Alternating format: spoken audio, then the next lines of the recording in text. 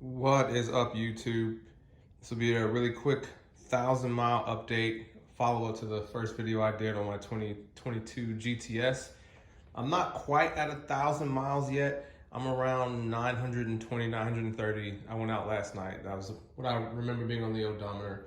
But I want to go over a follow-up, give you some more thoughts, and maybe help someone with another issue that they may have. So everything that I wanted to do to it quickly has been done. We have got those on board.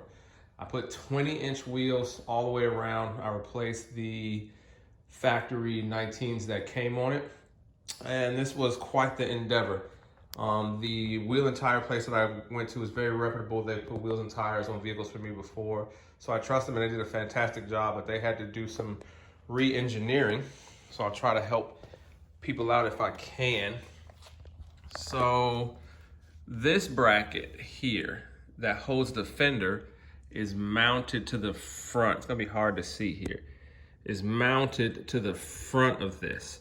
So they ended up moving the bracket to the rear of it to pull the fender in more. The fender has several mounting points. I think there's four, there's four along the side and there's three along the top. They replaced all these screws and they used spacers to give themselves more room with the fender, because this is the second set of tires that they had to put on there. The first set of tires was absolutely not gonna work. They were just too big. These are, they call them low pros. These are more like rubber bands. It's not a whole lot of meat there, but it's all right. It's giving me the look that I want. And like I said, I took it out on the highway last night and it was fantastic. Aside from the fenders having to be remounted, they had to put a small spacer in here to push the wheel out just a little bit.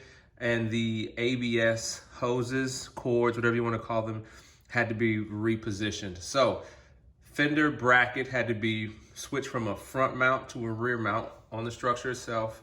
All the spacers, all the attachment points for the fender had to be replaced, all with longer screws and spacers added.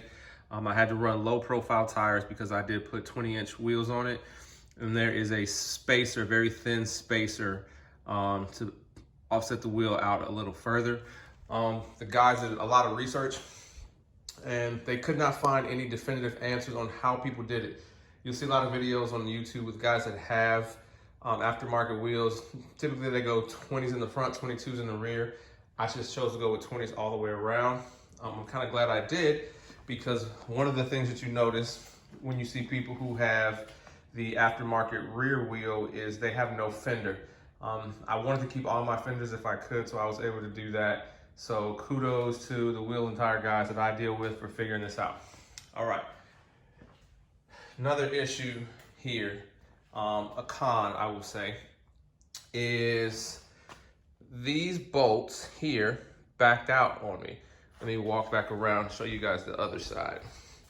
I'll show you my replacement. And this is not the permanent replacement.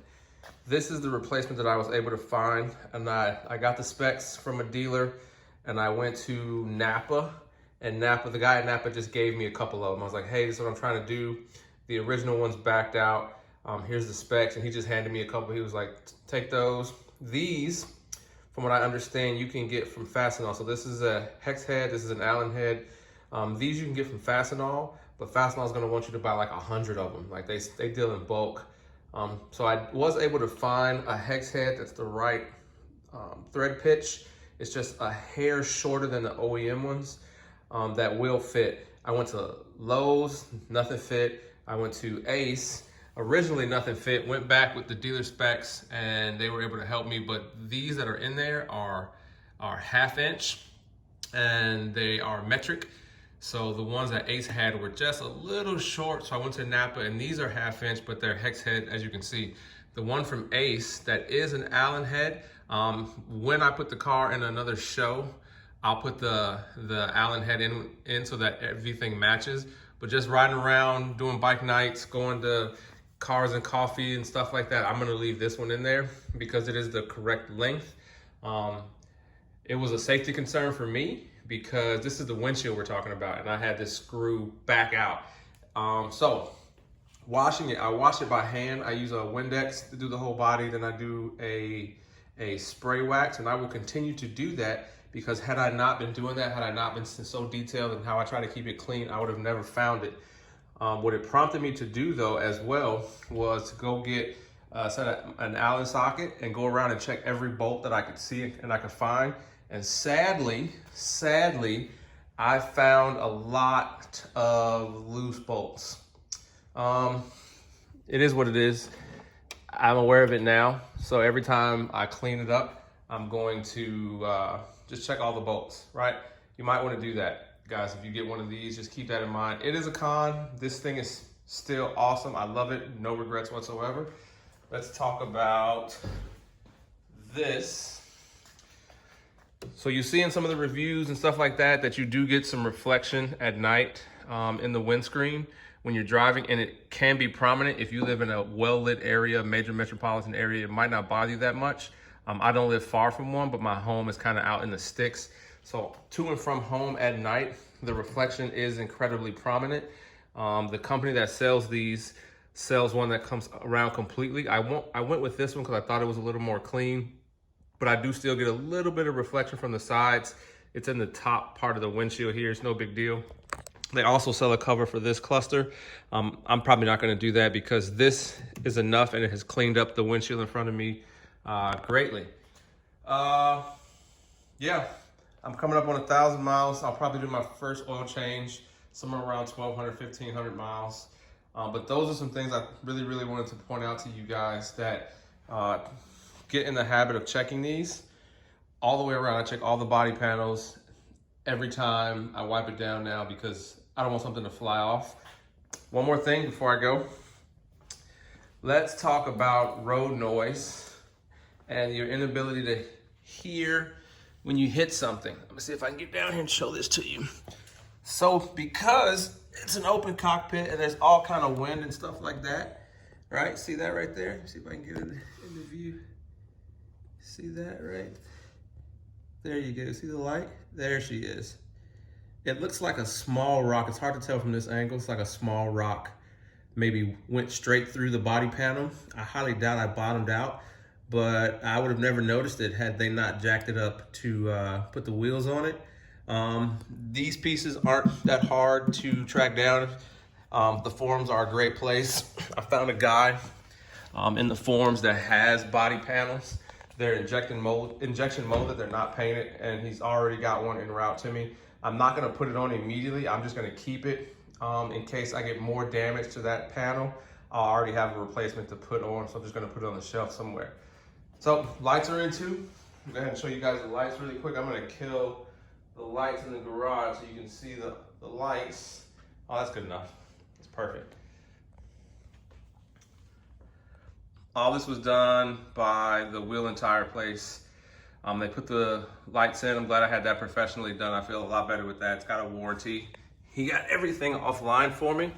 We'll get down for you and show you underneath. And it looks amazing at night, guys. Amazing.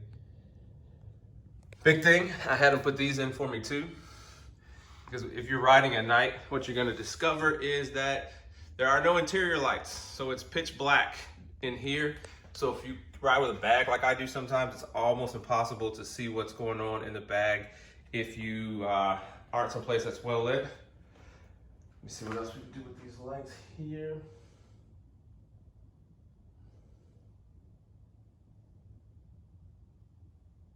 Pretty cool. They play along with the music and there's other features to it too. That color is where I keep it most of the time, or that color. I like the green. This is probably my favorite. So just a quick video, give you guys some information. I love this thing. Love it, love it, love it. I call it the mistress because the boss is already jealous of how much time I spend with this. How much time I spend with this thing came up last night. So we're gonna have to work out a schedule because this beautiful lady here is making the other beautiful lady very jealous. Hope that helps. If I do anything else, I have any other updates, I will post them.